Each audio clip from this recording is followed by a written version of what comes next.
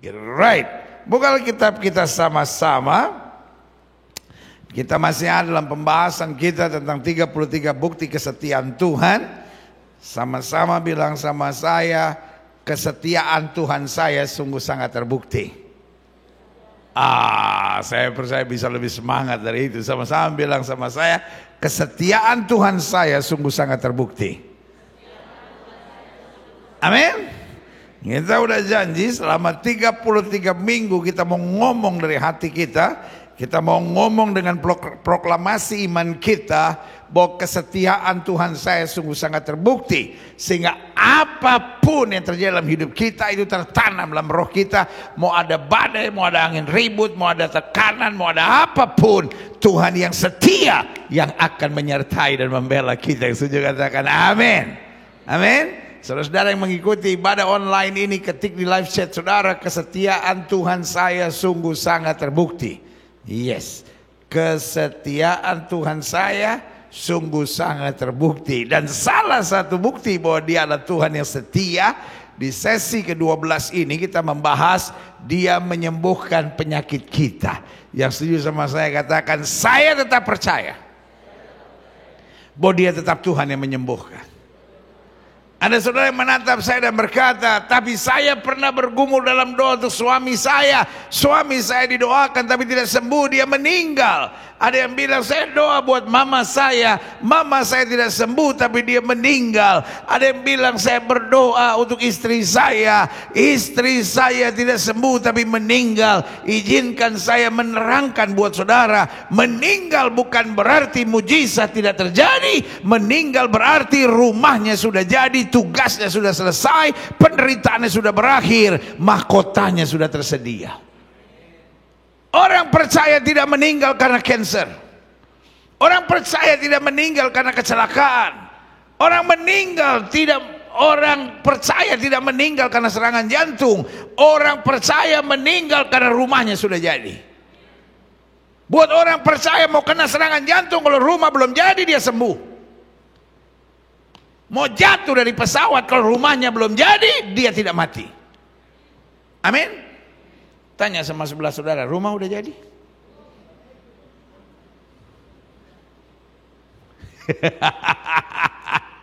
Pendeta ini bikin takut. Loh, saya ketemu orang-orang yang tidur, dibangunin untuk sarapan, gak bangun. Kenapa? Rumahnya sudah jadi. Amin.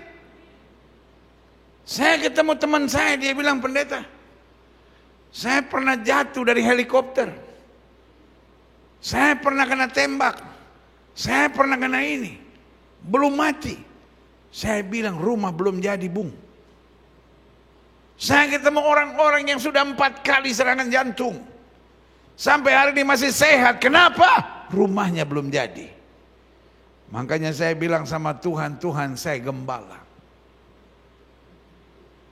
Saya cuma minta satu, jangan bikin rumah saya segera, jemaat saja dulu selesaikan.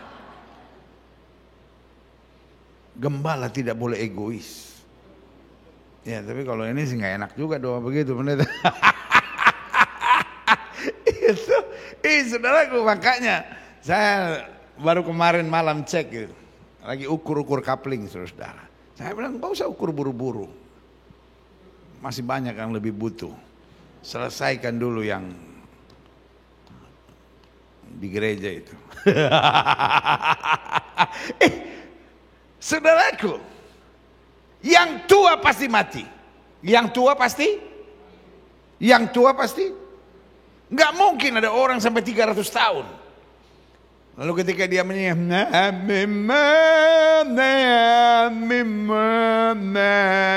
lalu malaikat mulai sadar, kayaknya dia udah tua, umur berapa dia? 321, astaga, lupa gue cabut.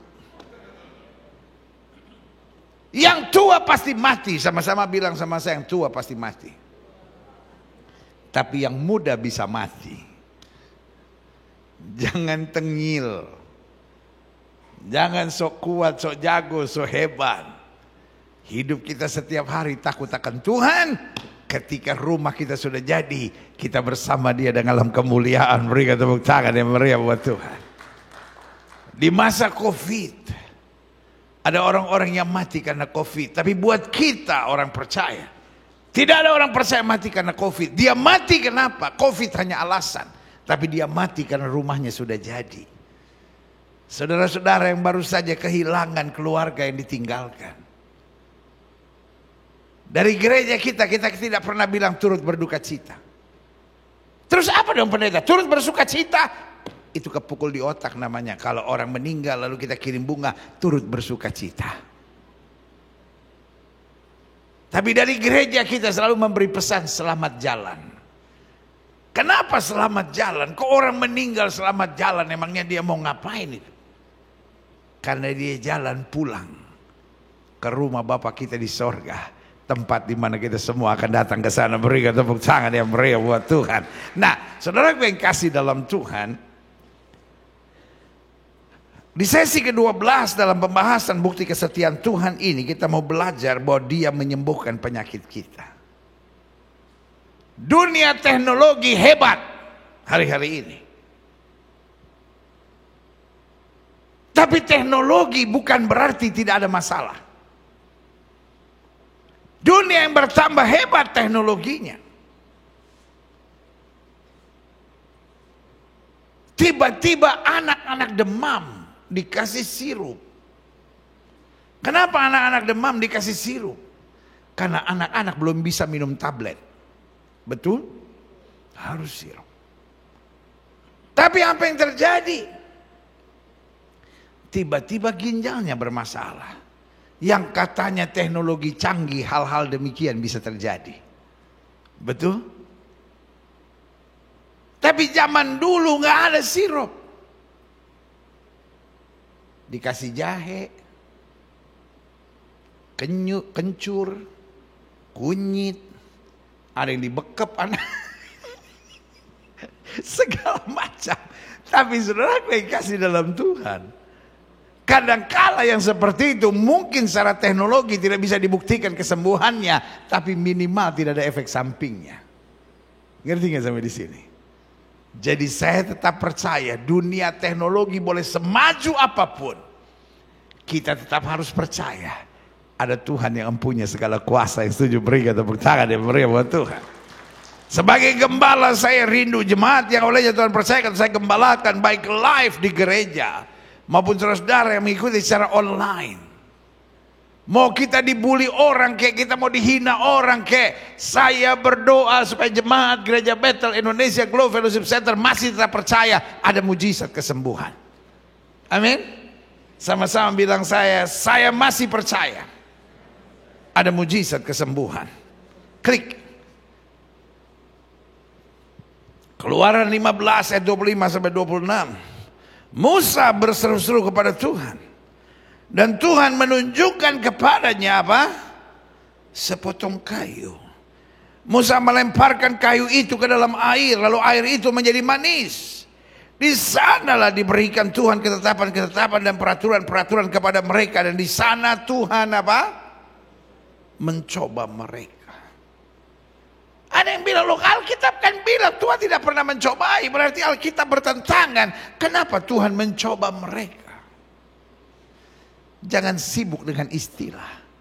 Apakah Tuhan menguji, apakah Tuhan mencobai, intinya Tuhan mengizinkan segala sesuatu untuk kebaikan. Buat sebagian orang namanya ujian kah, namanya pencobaan kah, namanya proses Tuhan kah, apapun. Yang penting targetnya, supaya kita makin hari makin berubah, makin hari makin kuat, makin hari makin disempurnakan, makin hari makin menyenangkan hati Tuhan, dan makin hari makin jadi berkat buat orang lain. Amin. Ayat 26 bilang, firman-Nya. Sama-sama bilang sama saya firman Tuhan. Sama-sama bilang sama saya firman Tuhan. Saudara lebih percaya firman Tuhan atau doktrin gereja? Saudara lebih percaya firman Tuhan atau omongan YouTuber tertentu? Firman Tuhan bilang, jika kamu sungguh-sungguh mendengarkan suara Tuhan Allahmu dan melakukan apa yang benar di matanya dan memasang telingamu kepada perintah-perintahnya dan tetap mengikuti segala ketetapannya, maka aku tidak akan menimpakan kepadamu penyakit manapun yang telah kutimpakan kepada orang Mesir. Sebab, baca sama-sama 1, 2, 3, aku Tuhanlah yang menyembuhkan engkau. Dalam bahasa Ibraninya dikatakan Ani Yehova Rofe, aku adalah Tuhan yang menyembuhkan. One of the name of God is Yehova Rofe. Salah satu nama Tuhan adalah Yehova Rofe, yang artinya aku Tuhan menyembuhkan. Kalau ada orang yang bilang, oh Yesus tidak lagi menyembuhkan, oh kesembuhan ilahi tidak lagi untuk sekarang, pertanyaan saya, mulai kapan Tuhan berubah nama? Haruskah nama Tuhan berubah? Karena salah satu nama Tuhan Yehova Rofe berarti dia tetap Tuhan yang sama. Dia menyembuhkan di zaman perjanjian lama, dia menyembuhkan di zaman perjanjian baru, dan dia tetap menyembuhkan di masa gereja mula-mula, dia tetap menyembuhkan di akhir zaman ini. Tapi kan Alkitab berkata mujizat akan berlalu. Sebagian bilang mujizat berlalu setelah Alkitab dikanon. Saya hanya mau bilang sama saudara, itu adalah tafsiran yang bodoh. Kapan mujizat berlalu? Alkitab bilang mujizat akan berlalu ketika yang sempurna datang. Siapa yang sempurna datang? Yesus yang akan datang kembali. Artinya, kapan mujizat akan berlalu? Ketika kita semua sudah sampai di sorga. Karena di sorga tidak ada yang jerawatan, di sorga tidak ada yang bengek, di sorga tidak ada yang mencret, di sorga tidak ada yang perut kembung, di sorga tidak ada penyakit apapun. Karena di sorga kita semua sempurna dalam kemuliaan Tuhan. Berikan tepuk tangan yang meriah buat Tuhan. Amin. Jadi kalau orang membacakan ayat dan berkata mujizat akan berlalu, jawaban saya, mujizat tidak akan berlalu selama dunia masih ada. Karena selama dunia masih ada, air mata masih ada, penderitaan masih ada, sakit penyakit masih ada. Dan dia tetap Tuhan yang sama yang berkata, "Mari kamu yang letih lesu dan berbeban berat, aku akan beri kelegaan kepadamu." Amin. Bagaimana dengan orang-orang yang berkata, tapi Tuhan sudah merubah metode kesembuhan ilahi menjadi hikmat buat para dokter, karena itu kita harus pergi ke dokter. Saya percaya dokter bukan alat setan. Dokter adalah orang pintar yang memang belajar, sehingga kita perlu mendengar nasihatnya. Tetapi buat orang-orang tertentu dengar baik, kita kadang-kala gak bisa pergi ke dokter karena keterbatasan biaya. Bahkan penyakit-penyakit tertentu yang mesti operasi. Kau pikir 100.000 bisakah untuk operasi? Kau pikir 200.000 bisa untuk operasi kah? Kecuali operasi cabut bulu hidung, kau bisa kerjakan sendiri. Di saat harga operasi orang Papua bilang berbunyi juta bapak, juta bapak, juta bapak. Dan kau berkata, haruskah aku pinjam sana, pinjam sini, dan akhirnya kelibat hutang gara-gara operasi? Jawaban saya sederhana, mujizat masih ada.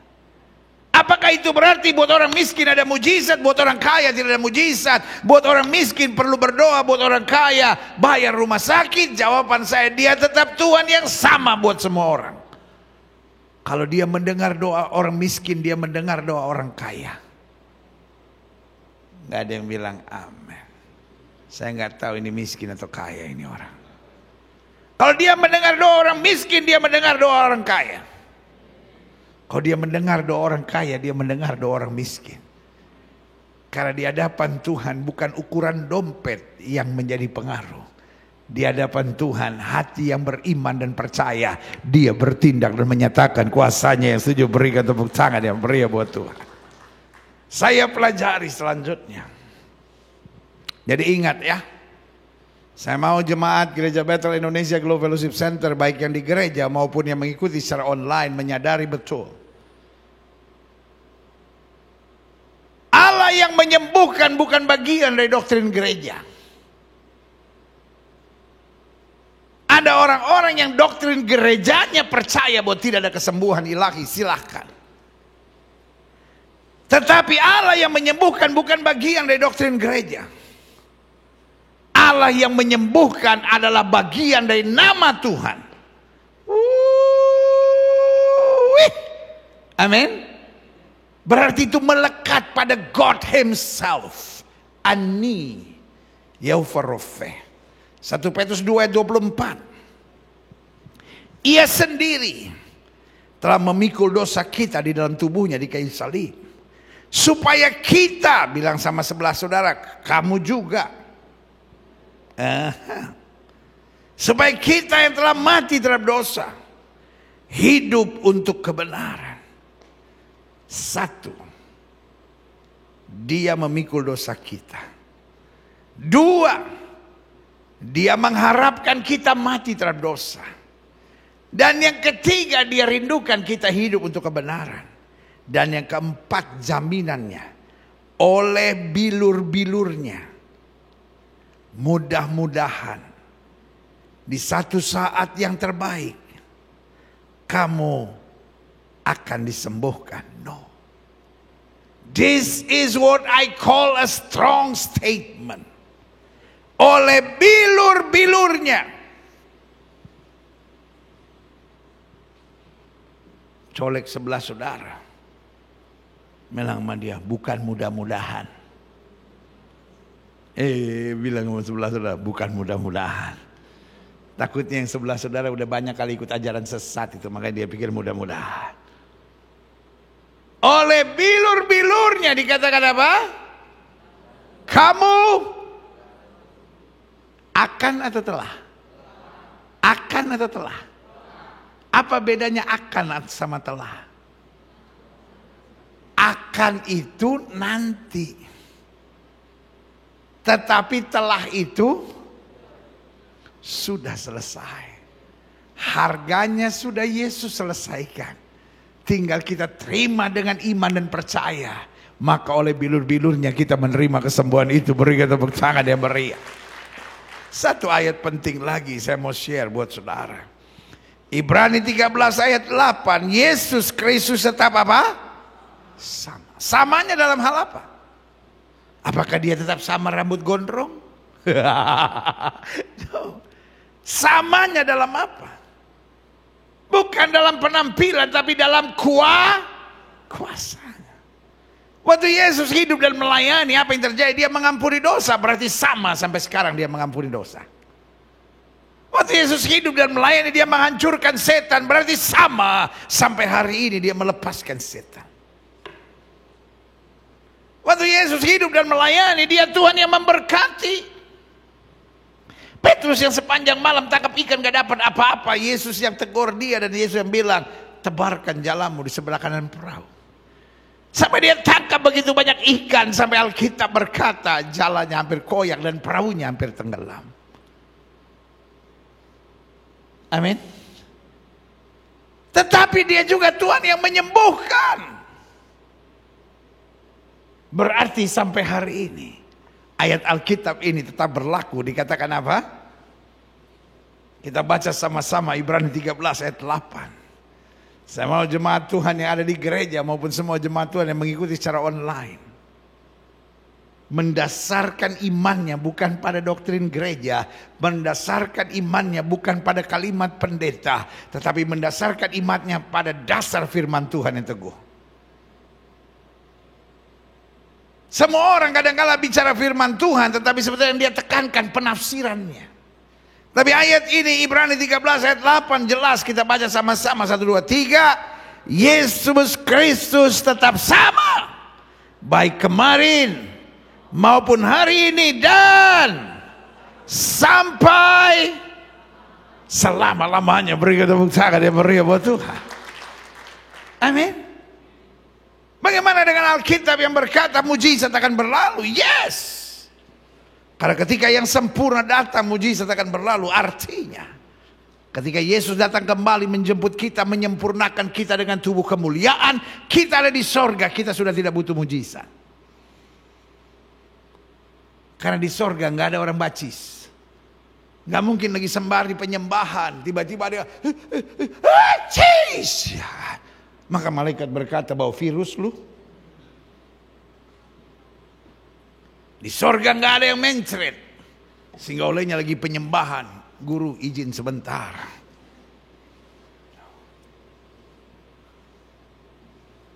Di sorga nggak ada yang serangan jantung. Yang olehnya lagi penyembahan semua kaget. Ih, kejang dia. Serangan jantung kah? Ayan kah? No.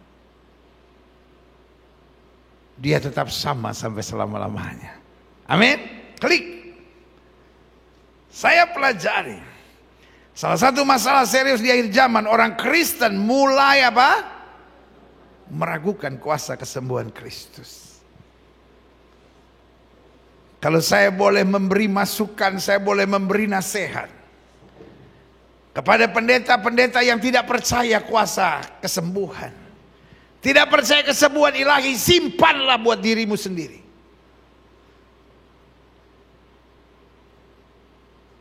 Jangan kau beritakan ajaran sampah yang tidak jelas itu. Kalau kau tidak percaya kuasa kesembuhan ilahi, silahkan. Tapi Alkitab banyak bicara tentang kuasa kesembuhan ilahi itu. Pertanyaan saya, apakah semua orang yang didoakan pasti sembuh?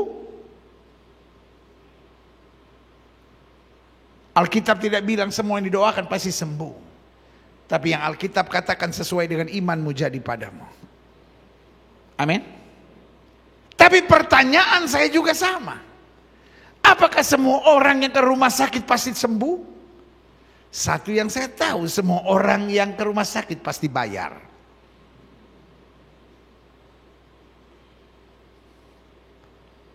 Makanya saya bilang, kalau kita masih susah, ada dua hal yang harus kita pastikan. Satu, jangan sampai sakit. Dua, jangan sampai mati. Selama kita masih susah, jangan mati. Kau pikir mati gampang kah? Kau pikir mati murah kah?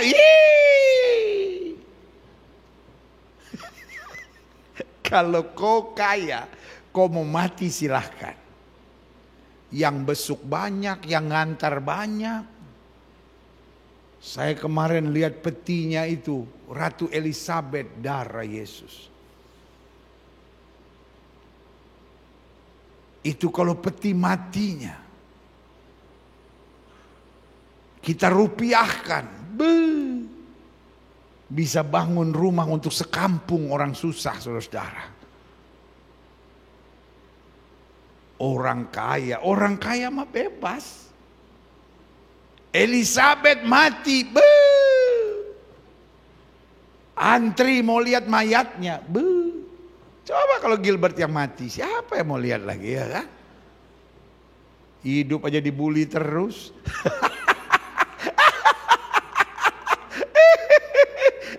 Saudaraku yang kekasih dalam Tuhan, orang susah kalau mati, siapa yang mau datang? Takut ketularan miskin. Makanya saya bilang, selama masih miskin jangan mati dulu. Udah gak ada yang datang, peti gak ada yang angkat. Orang kaya berebutan orang mau angkat. Orang miskin sudah jauh miskin. Jadi ada yang liatin saya gini. Mukanya sih menurut saya kaya dia.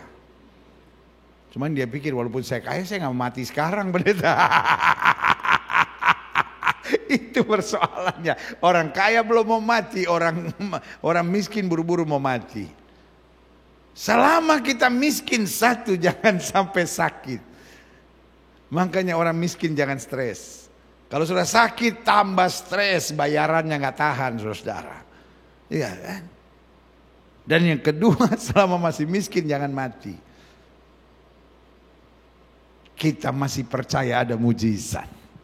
Amin. Ngerti gak mas saya? Iya kan? Karena saudaraku yang kekasih dalam Tuhan, saya pelajari di sini. Iya kan? Salah satu masalah di akhir zaman, orang Kristen mulai meragukan kuasa apa? Kesembuhan ilahi. Sebagai rekan sesama hamba-hamba Tuhan, saya hanya mau ingatkan buat saudara. Kalau saudara nggak percaya kuasa kesembuhan ilahi, silahkan simpan buat dirimu sendiri. Tidak pantas kau mengabarkannya. Karena Alkitab bicara tentang kesembuhan ilahi. Saya pelajari, kenapa banyak orang di akhir zaman mulai meragukan kesembuhan Kristus. Yang pertama, karena keadaan penyakit yang begitu menakutkan. Wabah menyerang satu daerah itu biasa. Tapi di akhir zaman seperti COVID, seluruh dunia stuck. Dan habis itu dia pergi ganti-ganti nama lagi. Entar Delta. Terus apa lagi itu? Omikron. Tante Ikron. Sekarang dia pergi ganti nama XBB. Ya kan? Udah mulai turun, hampir hilang. Mulai naik lagi. Mulainya di mana kemarin? Jepang kah? Terus Amerika kah? Terus Singapura. Tiba-tiba Indonesia mulai masuk lagi. Selama kita stres terus, hidup akan berat. Tapi anak-anak Tuhan percaya apapun yang terjadi, Tuhan tetap menjadi pembela, sumber segala mujizat buat kita. Sama-sama bilang, saya tidak takut. Amin. Penyakit tambah parah. Komplikasi lah, mutasi lah, sehingga akhirnya yang terjadi orang mulai skeptis, mujizat tidak terjadi lagi. Tapi hari ini saya hanya mau jelaskan buat saudara, kalau Tuhan belum menjawab doa kita bukan berarti mujizat tidak terjadi, tapi Tuhan sedang mempersiapkan sesuatu yang lebih dahsyat lagi dalam hidup kita. Berikan tepuk tangan yang meriah. Selanjutnya saya pelajari, kenapa di akhir zaman orang mulai meragukan kuasa kesembuhan Kristus. Karena ada pengajaran-pengajaran dari orang-orang yang gak mengalami, lalu mulai membingungkan tentang anti, dan mulai mengajarkan tentang anti kesembuhan. Makanya saya bilang, tidak ada pendeta yang ahli dalam segala hal. Amin. Kalau sudah tanya, kok aneh pendeta? Kok ada pendeta-pendeta yang kemudian bisa mengajarkan tentang anti kesembuhan, anti mujizat? Bayangkan jemaat saja percaya mujizat, pendetanya nggak percaya. Kalau saya harus menjawab pertanyaan itu, maka jawaban saya sederhana. Setiap orang punya panggilan dan punya pengalamannya masing-masing. Meskipun tidak persis sama, tapi bisa saya analogikan sebagai seorang dokter. Bukan berarti setiap dokter ahli dalam segala hal tentang kesembuhan. Betul? Ada dokter yang urusannya cuma kulit sama kelamin. Dia jago ngencengin wajah lah. Saya pergi ke dokter spesialis kulit, ke dokter istri saudara yang apa itu namanya, nyetrika beginian ini, yang mulai fororo kata orang Manado bilang, lalu mulai ditarik. Suami saudara yang sakit jantung bawa ke dia. Dia stres. Dia juga bingung mau diapain. Iya kan? Istri saudara masalah sama ginjal. Bawa ke dokter. Dokternya bilang, jangan bawa ke saya nggak ngerti. Loh, kan Anda dokter, saya dokter hewan. Ya udahlah dok, istri saya juga dulu kupu-kupu malam. Maksa. Di depan jelas-jelas dokter hewan, suaminya serangan jantung dibawa. Bu, saya cuma urus hewan, suami saya buaya darat.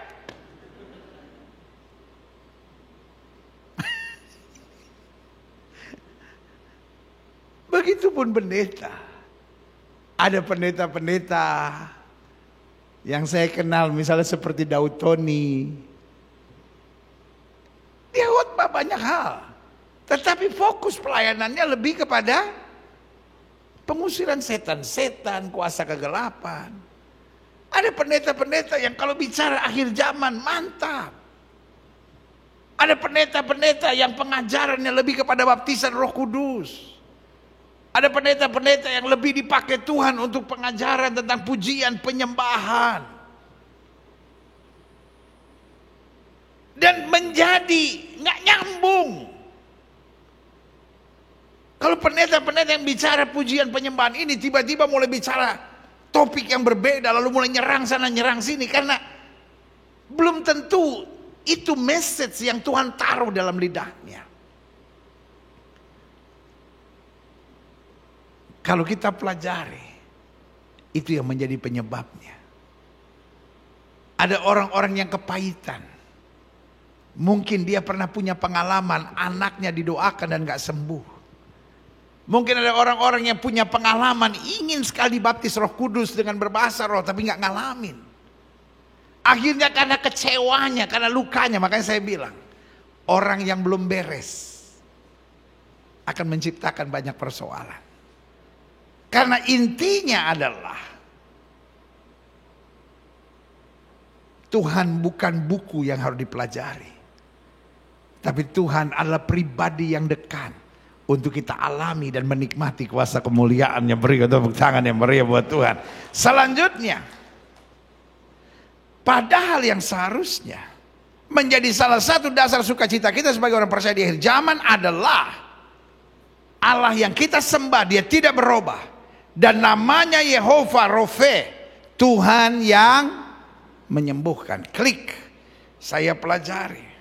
Dia menyembuhkan setiap orang. Yang apa? Satu, yang mau dan merasa memerlukan. Bandingkan pertanyaan orang kusta, jika engkau mau, Yesus tidak bertanya apakah penyakitmu, dia langsung menjawab, aku mau. Sama-sama bilang sama saya, Yesusnya mau. Tanya sama sebelah saudara, kamunya mau nggak? Kalau kita nggak mau percaya, kita nggak mau merendahkan diri, kita nggak mau mengimani janji Tuhan, sulit buat kita untuk menerima kuasa kesembuhan. Amin. Makanya orang kusta ini, dia bilang sama Yesus, if thou will, kalau engkau mau, engkau dapat menyembuhkan aku. Yesus nggak tanya, karena gini, setiap kali sudah ke dokter minimal ada 2 pertanyaan. Dok, saya sakit. Pertanyaan dokter yang pertama apa? Sakit apa? Karena sakit mata sama sakit pinggang obatnya beda. Gak bisa sudah datang ke dokter, dok saya sakit, oh ini obatnya ya. Dokter udah tahu belum sakit saya apa? Gak penting, pokoknya ini obatnya. Ngeri kali kita datang ke dokter kayak begitu, ya kan? Dan yang kedua yang dokter tanya, setelah dia tanya sama kita sakit apa, pertanyaan kedua adalah berapa lama. Karena sakit pinggang kemarin sore sama sakit pinggang 14 tahun obatnya beda. Ngerti gak maksud saya? Iya kan? Nah orang ini datang pada Yesus dan bilang, if thou will, jika engkau mau, engkau dapat mentahirkan aku. Yesus gak tanya penyakitnya apa, sudah berapa lama. Tapi Yesus mengulurkan tangan dan berkata, aku mau. Yesus gak peduli apapun penyakitmu, apapun persoalanmu. Waktu engkau mau beriman, dia mau menyelesaikan dengan cara yang ajaib. Yang setuju berikan tepuk tangan yang meriah buat Tuhan. Yang kedua, dia menyembuhkan setiap orang yang sungguh-sungguh mengarahkan diri pada Tuhan. Wanita pendarahan bilang, asal ku jamah jubahnya aku sembuh. Bartimeus berteriak, Jesus son of David, have mercy on me. Dan dalam kedua kasus ini saya simpulkan, sungguh-sungguh. Sama-sama bilang sama saya tidak boleh bimbang. Saya harus sungguh-sungguh. Percaya kesembuhan ilahi bukan iseng. Ya kalau Tuhan mau sembuhkan, sembuhkan. Kalau Tuhan gak mau, ya terserah. Ya ilaha illallah. Yang ketiga, dia menyembuhkan setiap orang yang apa? Beriman dan meyakini. Karena sesuai dengan imanmu jadi padamu. Amin. Yang keempat, dia menyembuhkan setiap orang yang apa? Klik. Dia menyembuhkan setiap orang yang mengerti. Sama-sama bilang sama saya, yang mengerti tentang kuasanya yang tidak terbatas. Kenapa? Karena sementara kita beriman, pasti ada intimidasi iblis yang bilang, ya tapi penyakit kamu parah, situasi kamu berat. Tapi hari ini saya mau ingatkan buat saudara, kita tahu kuasa Tuhan tidak terbatas. Sama-sama bilang, saya tahu kuasa Tuhan tidak terbatas. Lebih mantap. Sama-sama bilang, saya tahu kuasa Tuhan tidak terbatas. Berikan tepuk tangan yang meriah buat Tuhan. Selanjutnya, dia mampu menyembuhkan. Iya kan, klik. 1, segala penyakit fisik. Bahkan termasuk yang dokter sudah angkat tangan serta merupakan kutuk-kutuk, baik kutuk kuasa kegelapan maupun kutuk keturunan. Bapaknya dulu umur 42 tahun mati karena serangan jantung. Opanya dulu mati umur 39. Juga persoalan dengan jantung. Ada 3 omnya, ada 2 tantenya mati. Sebelum 45 tahun juga jantung. Ini kayak ada kutuk di keluarga ini, pendeta. Saya tidak mau tahu. Tapi yang saya tahu dia mampu menyembuhkan. Amin. Saya tidak bilang kita tidak percaya dokter. Saya hormati dokter. Buat saya dokter adalah orang hebat. Tapi saya tetap percaya di atas dokter masih ada Tuhan. Amin. Dokter boleh angkat tangan. Tapi Tuhan tidak pernah angkat tangan. Berikan tepuk tangan yang meriah buat Tuhan. Selanjutnya, dia mampu menyembuhkan segala penyakit apa? Kejiwaan. Ada orang-orang yang tubuhnya sebetulnya sehat, tapi dia selalu merasa, aduh kayaknya pinggang saya ini nggak bener nih gitu. Aduh kayaknya ini nggak bener. Jadi stres gitu. Hidupnya nggak pernah bersyukur gitu. Hidupnya terus mengeluh, hidupnya terus khawatir. Kalau ada orang kan di TV kan sekarang suka ada penjelasan tentang penyakit ini gitu. Ini gejala-gejalanya, pinggang kanan suka gemetar. Iya nih saya kayaknya suka gemetar nih. Kayaknya semua yang dijelasin kayak kita gitu. Ini orang udah kejiwaannya kepukul nih saudara-saudara. Makanya Daud bilang, hai jiwaku, berharaplah kepada Tuhan dan jangan lupakan segala kebaikannya. Orang dunia sekarang bilang gue butuh healing nih. Kayaknya nih gue paranoid nih. Kayaknya gini. Segala istilah-istilah yang gak cocok dia cocok-cocokin sama dirinya. Tapi hari ini saya mau bilang, God has made us whole. Tuhan menyembuhkan kita sempurna. Tubuh, jiwa dan roh kita. Kasih tepuk tangan yang meriah. Selanjutnya klik. Dia mampu menyembuhkan segala sakit hati dan kepahitan yang begitu melukai. Jadi kesembuhan bukan hanya soal cancer. Kesembuhan bukan hanya soal ginjal. Kesembuhan bukan hanya soal kelainan darah. Tapi kesembuhan juga soal apa? Sakit hati, kepahitan, kebencian. Bahkan buat sebagian orang, sakit hati lebih parah daripada sakit gigi. Tapi buat kita anak Tuhan, mau sakit hati, mau sakit gigi, mau sakit apapun, dia Tuhan memulihkan. Makanya Alkitab bilang kalau anak itu memerdekakan, kamu benar-benar merdeka. Yang sudah katakan amin. Selanjutnya, dia mampu menyembuhkan segala penyakit karakter yang sudah berurat akar dalam kehidupan kita. Buat saya, egois, kepala batu, gampang tersinggung, cepat emosi, malas, iri, dengki adalah penyakit-penyakit karakter yang bisa disembuhkan oleh Tuhan. Sama-sama bilang, saya bisa disembuhkan. Karena ada banyak orang fisiknya oke, tapi karakternya sakit. Klik. Yang terakhir kita akan bahas, apa hambatan kesembuhan. Yang pertama, kenapa orang seringkali terhambat untuk meraih kesembuhan? Karena tidak memahami kesembuhan adalah hak mutlak kita sebagai anak Tuhan.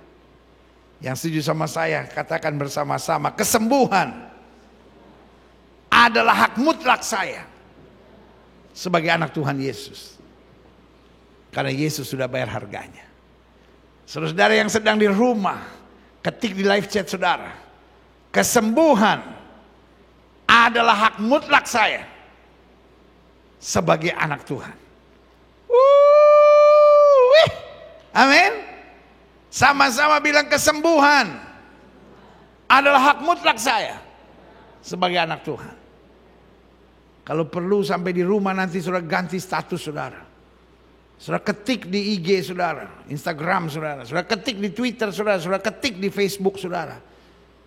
Saudara ketik di WhatsApp story saudara, kesembuhan adalah hak mutlak saya sebagai anak Tuhan. Saudara deklarasikan. Kita beritahu kepada dunia bahwa dalam Yesus kesembuhan itu bukan mudah-mudahan. Kesembuhanlah janji Tuhan. Yang setuju katakan amin. Selanjutnya saya pelajari apa hambatan kesembuhan. Kita bimbang dan tidak percaya. Di Nazaret Yesus tidak dapat mengerjakan mujizat karena mereka tidak percaya. Alkitab bilang orang bimbang jangan harap dapat apa-apa. Yang ketiga, apa hambatan kesembuhan? Klik. Cepat putus asa dan menyerah. Baru doa seminggu, baru doa sebulan, baru doa 5 bulan. Belum dapat kesembuhan, dia bilang, Tuhan saya nggak percaya. Sama-sama bilang sama saya, belum bukan berarti tidak. Sama-sama bilang belum bukan berarti tidak. Karena target Tuhan bukan hanya menyembuhkan fisik kita, tapi target Tuhan memulihkan segenap hidup kita. Sehingga kadangkala kesembuhan gak langsung seketika itu terjadi. Dia mau kita belajar mengarahkan hidup kita sepenuhnya pada Tuhan. Sampai kita berkata, aku hidup, tapi bukan lagi aku yang hidup, tapi Kristus yang hidup dalam aku. Kalau engkau bergumul untuk penyakit dan belum sembuh, tiap hari tetap perkataan iman, oleh bilur Yesus saya sudah disembuhkan. Kita gak mau dibelenggu dengan kekhawatiran dan penderitaan. Kita mau mengimani kuasa dan kemuliaan yang Yesus janjikan. Amin. Yang terakhir, saya undang pemain musik maju ke depan. Apa hambatan kesembuhan? Terintimidasi dengan pikiran-pikiran negatif dan rasa sakit. Yang kita ingat bukan kebaikan Tuhan. Yang kita ingat bukan kuasa Tuhan, yang kita ingat bukan mujizat Tuhan, yang kita ingat, aduh Tuhan sakitnya minta ampun, aduh Tuhan saya nggak kuat Tuhan, aduh Tuhan saya nggak sanggup Tuhan, aduh Tuhan saya nggak kuat Tuhan, aduh saya rasa saya nggak akan bisa sembuh. Iblis senang mengintimidasi kita. Paulus dan Silas, kata Alkitab, dicambuk. Saya percaya akibat cambukan, luka-luka menganga itu masih ada. Tetapi mereka memilih untuk memuji dan menyembah Tuhan. Berarti dalam segala keadaan kita ada 2 pilihan. Apakah kita mau mengeluh? Apakah kita mau bersungut? Apakah kita mau berteriak tentang rasa sakit kita? Atau sebaliknya kita mau puji dan muliakan Tuhan? Paulus dan Silas memilih untuk memuji dan memuliakan Tuhan. Mereka memilih untuk percaya dan beriman. Hari ini sama-sama bilang sama saya memilih untuk percaya dan beriman. Mereka mulai memuji Tuhan. Sakitnya berasa gak? Sakitnya berasa gak? Ya berasa lah. Tapi mereka tetap memilih. Mereka konsisten untuk memuji dan memuliakan Tuhan. Dan apa yang terjadi? Sendi-sendi penjara terbuka. Artinya waktu kita fokus pada janji Tuhan, apa yang tidak pernah kita pikirkan, itu yang Tuhan sediakan. Beri tepuk tangan yang meriah buat Tuhan.